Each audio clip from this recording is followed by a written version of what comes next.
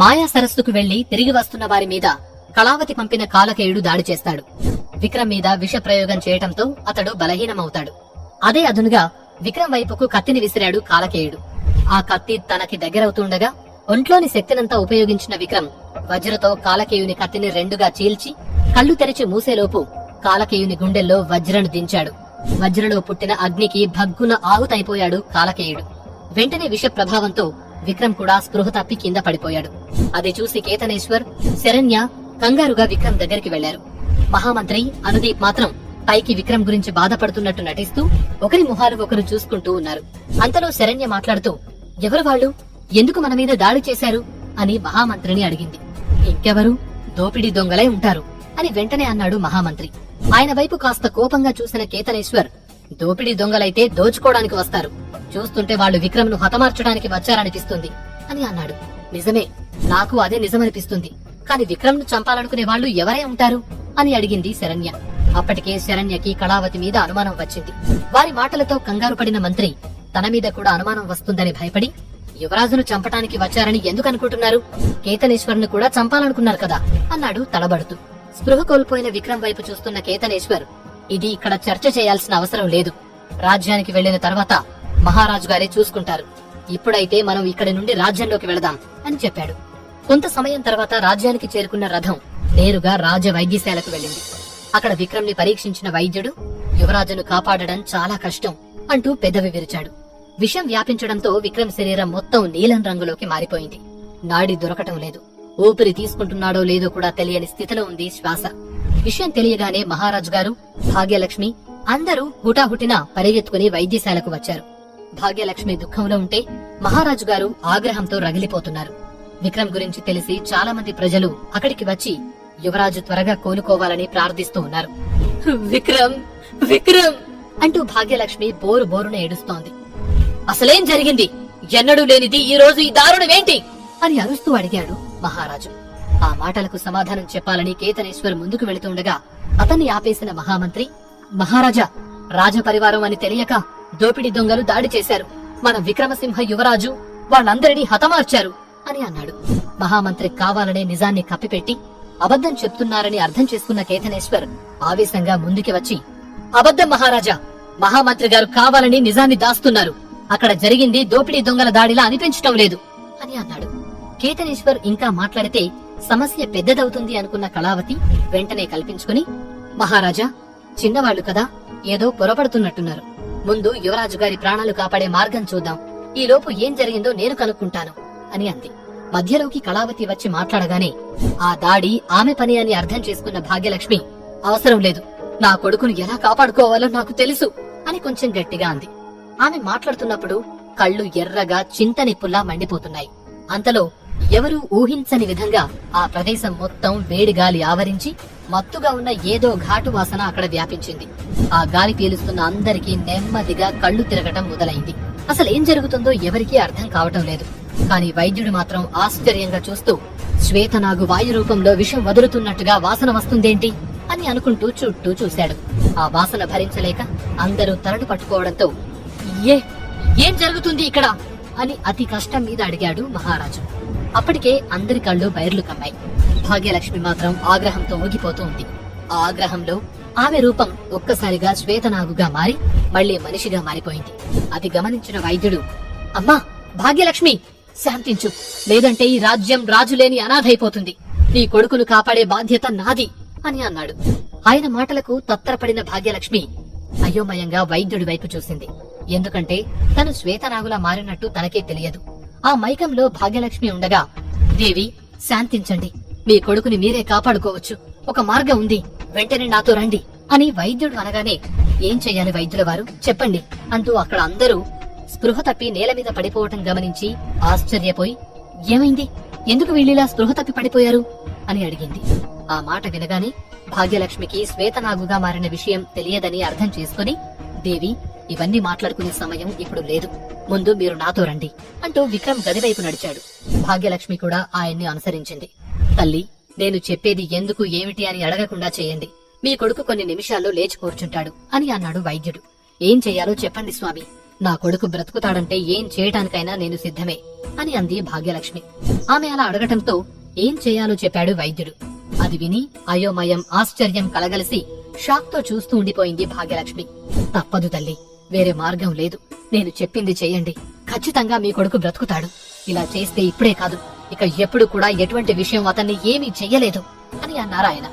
ఆయన చెప్పిన మాటల్ని మననం చేసుకుంటూ, కానీ గురువుగారు, నా కొడుక్కి పాలివ్వకూడదని, అలా ఇస్తే నా బిడ్డ ప్రాణాలకు హాని కలుగుతుందని చెప్పబట్టే కదా పుట్టినప్పుడు కూడా నేను వాడికి పాలు పట్టలేదు. అలాంటిది ఇప్పుడెలా అని ఆశ్చర్యంతో అన్నది భాగ్యలక్ష్మి. అప్పుడే మీరు తల్లిపాలు పట్టి ఉంటే మీ కొడుక్కి ఇన్ని కష్టాలు వచ్చుండేవి కాదు తల్లి. అవును, బాబుకు తల్లిపాలు ఇవ్వకూడదని ఎవరు చెప్పారు మీకు అని అడిగారు ఆయన. వీడు పుట్టినప్పుడు ఆరోగ్యపరంగా సమస్యలు వచ్చాయి, అప్పుడు అఘోర స్వామి చెప్పారు అని అంది భాగ్యలక్ష్మి. ఆ మాటలకు ఓ క్షణం ఆలోచించిన వైద్యుడు, బహుశా విక్రమ్ పుట్టుకతోనే అనారోగ్యంగా ఉన్నాడు కాబట్టి ఆ సమయంలో పాలు తాగితే ఆమెలో ఉన్న విషయానికి అతను తట్టుకోలేక ప్రాణానికి అపాయం కలుగుతుందని అలా చెప్పే ఉంటారేమో అని అనుకుని, సరే ఇప్పుడు పట్టండి తల్లి, పర్వాలేదు అని అన్నాడు. కాని స్వామి, అసలు దీని వెనుక ఉన్న మర్మమేంటో తెలుసుకోవాలని ఉంది అని అంది భాగ్యలక్ష్మి. పరిస్థితులన్నీ చక్కబడిన తర్వాత నేను అన్ని వివరంగా చెబుతాను తల్లి, ముందు చెప్పిన పని చేయండి అంటూ ఆయన బయటకు వెళ్లారు. ఆయన వెళ్లిన తర్వాత ఆమెలో ఒక అనుమానం కలిగింది. ఇన్ని రోజుల తర్వాత తల్లిపాలు ఎలా ఇవ్వగలను అని ఆలోచిస్తూ ఉండగా ఏదో మాయ జరిగింది. అంతే, అరక్షణంలో విక్రమ్ కి పాలు పట్టింది భాగ్యలక్ష్మి. ఆ తర్వాత 2 నిమిషాల్లోనే భళ్ళున వాంతి చేసుకున్నాడు విక్రమ్. అంతే, నల్లగా విషమంతా బయటికి వచ్చేసింది. అది చూసిన భాగ్యలక్ష్మి వైద్యుడిని పిలిచింది.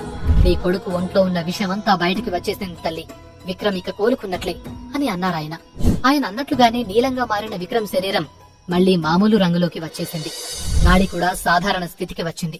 విక్రమ్ ని పరిశీలించిన వైద్యుడు, ఇక సమస్య లేదు తల్లి, కాకపోతే 3 రోజులు ఘనపదార్థం ఏమి పెట్టవద్దు, పానీయాలు మాత్రం తాగించండి అని అన్నాడు. సరే అన్నట్టు తల ఊపిన భాగ్యలక్ష్మి, ఇంతకీ మహారాజు గారు ఎలా ఉన్నారు, వాళ్ళకి ఏమైంది అని అడిగింది. వాళ్ళందరూ కోలుకున్నారు తల్లి, సమస్య ఏమీ లేదు అని వైద్యుడు చెప్పగానే, అసలు వాళ్లకు ఏమైంది, ఎందుకలా స్పృహ కోల్పోయారు అని అడిగింది భాగ్యలక్ష్మి. ఆ మాటలు విని చిన్నగా నవ్విన వైద్యుడు, శ్వేతనాగు ఆగ్రహంతో ఉన్నప్పుడు విషవాయువును వదులుతుందని తెలుసు కదా తల్లి మీకు అని అడిగారు. తెలుసు, కాని ఈ సమయంలో ఇక్కడ శ్వేతనాగు ఎలా అని అనుమానంగా అడిగింది. ఆ నాగు బయటెక్కడి నుండో రాలేదు తల్లి అని ఆగి 2 చేతులు జోడించి దండం పెట్టి, అది మీరే తల్లి, ఆ శ్వేతనాగు రూపం మీరే అని అన్నారాయన.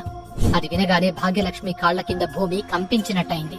నేను శ్వేతనాగు ఏమిటి, అసంభవం, అవకాశమే లేదు అనుకుంటూ ఉండగా ఆమె మానసిక స్థితి గమనించిన వైద్యుడు, ఇందులో ఆలోచించటానికి భయపడ్డానికి ఏముంది తల్లి, ఈ భూమి మీద ఉన్న మనుషుల్లో 30% ఇతర గ్రహం వాళ్ళు, ఇతర లోకాల వాళ్ళు ఉన్నారు. వాళ్లలో చాలా జీవులు మానవ రూపం ధరిస్తాయి, అలాగే మీరు కూడా. కాని ఈ విషయం ఈ రోజు వరకు మీకు తెలియదు అని అన్నారాయన. ఏమో గురువుగారు, మీరు చెప్పేది వింటే నాకే ఏదోలా ఉంది. ఇక నా కొడుక్కి ఈ విషయం తెలిస్తే ఎలా, మహారాజు గారికి తెలిస్తే ఎలా అని అడిగింది. ఆమె భయం అర్థం చేసుకున్న వైద్యుడు, కంగారు పడకు తల్లి, నేను ఏదో ఒకటి చెప్పి పరిస్థితిని చక్కదిద్దుతాను. ఇక మీరు ఇప్పుడే అందరికీ చెప్పాల్సిన అవసరం లేదు, సమయం చూసుకుని మీరే చెప్పండి అని అన్నారు. భాగ్యలక్ష్మి కూడా అదే మంచిది అనుకుంది. వాళ్ళిద్దరూ అలా మాట్లాడుకుంటూ ఉండగానే విక్రమ్ కి స్పృహ వచ్చింది. అతను లేవటం గమనించిన భాగ్యలక్ష్మి దగ్గరికి వెళ్లి అతన్ని గట్టిగా కౌగులించుకుంది. భయపడకు నాన్న, నీకేం కాదు, నేనున్నాను కదా, నీకేం కాదు అంది కన్నీళ్లతో. వాళ్ళిద్దరినీ అలా చూస్తూ, కొడుకు ఎంత పెద్ద వీరుడైనా తల్లికి చిన్న బిడ్డలాగానే కనిపిస్తాడు కదా అనుకున్న వైద్యుడు, మీరు విక్రమ్ ని చూసుకుంటూ ఉండండి తల్లి, నేను మహారాజు గారి దగ్గరకు వెళ్తాను అని ఆయన వెళ్లాడు. వైద్యుడు అటు వెళ్లగానే మాయా సరస్సు లోపలికి వెళ్లిన దగ్గర నుంచి కాలకేయుని చంపే వరకు జరిగిన సంఘటనలన్నీ పూసగుచ్చినట్లు చెప్తూ భాగ్యలక్ష్మికి చెప్పాడు విక్రమ్. గదిలోంచి బయటకు వచ్చిన వైద్యుణ్ణి చూసిన మహారాజు, ఏమైంది స్వామి, ఏమిటి మాకు ఈ శిరోభారం, విక్రమ్ కి ఎలా ఉంది అంటూ ప్రశ్నల వర్షం కురిపించారు. కంగారు పడాల్సిన అవసరం లేదు మహారాజా, విక్రమసింహ కోలుకున్నారు, కొన్ని రోజులు విశ్రాంతి తీసుకుంటే సరిపోతుంది అని అన్నాడు. పక్కనే ఉన్న కళావతి వారి మాటల మధ్యలో కల్పించుకుంటూ, అవునా, మరి ఇంతకు ముందు విక్రమ్ బ్రతికే అవకాశాలు తక్కువ అన్నారు, ఆ తర్వాత మేము స్పృహ తప్పి పడిపోయాం, ఇప్పుడు లేచి చూస్తే విక్రమ్ కోలుకున్నాడు అంటున్నారు, అసలు ఏమైంది గురువుగారు, నాకేం అర్థం కావటం లేదు, ఇందులో ఏదైనా మర్మం ఉందా అని అనుమానంగా అడిగింది. కొన్ని ఊహించని విషయాలు కూడా ఉంటాయి రాణిగారు, అవి ఎప్పుడూ మర్మంగానే ఉంటాయి. విక్రమ్ శరీరంలో ఉన్న విషయానికి విరుగుడు దొరికింది, అందుకే అతను కోలుకున్నాడు అని చెప్పిన వైద్యుడి మాటలకు నిర్ఘాంతపోయింది కళావతి.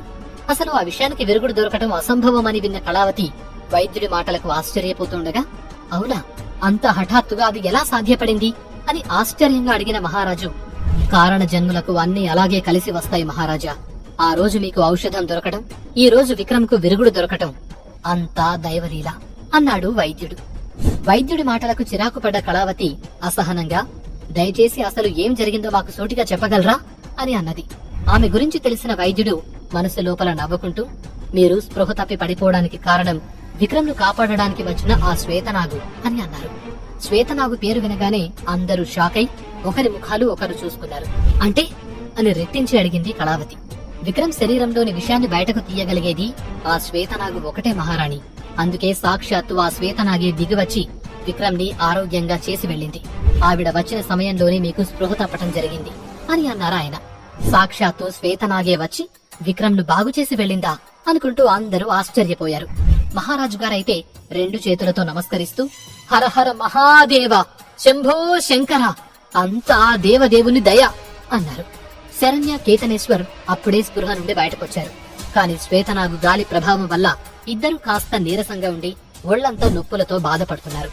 ఆ దేవుడు దయ వల్ల విక్రమ్ కోలుకున్నాడు, అందుకు సంతోషం అంటూ మహామంత్రి వైపు తిరిగిన మహారాజు, విక్రమ్ కి ఈ దుస్థితి పట్టడానికి కారణమైన వారిని మాత్రం వదలకూడదు. వారు ఎవరో నాకు తెలియాలి అని కోపంగా అన్నాడు. అలాగే మహారాజా, వారు ఎవరైనా సరే మీ ముందుకు తీసుకువస్తాను అంటూ భయంతో గుటకలు మింగాడు మంత్రి. ఆ దాడి వెనక ఎవరున్నారో మహారాజు కనుక్కుంటారా? విక్రమ్ జీవితంలోకి రాబోయే కొత్త వ్యక్తి ఎవరో రేపటి భాగంలో చూద్దాం.